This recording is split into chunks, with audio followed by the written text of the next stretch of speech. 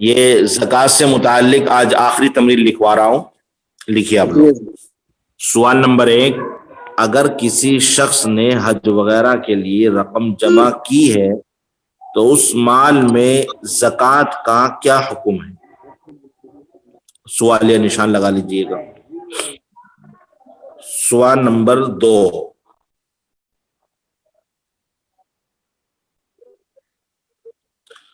مصارف زکوٰۃ تحریر کریں، نیز اس زمانے میں عاملین سے مراد کون لوگ ہیں؟ سوال نمبر 3، چندہ کرنے والے حضرات عاملین کے درجے میں آئیں گے یا نہیں؟ سوال نمبر 4، بیوی کا مہر جو شوہر کے ذمے ہے وہ زکوٰۃ کے لیے مانع ہے یا نہیں؟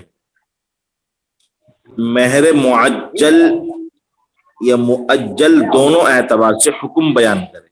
سوال نمبر 5، وجوب زکوٰۃ کے لیے حولان حول میں قمری سال کا اعتبار ہوگا یا شمسی سال کا؟ سوال نمبر 6،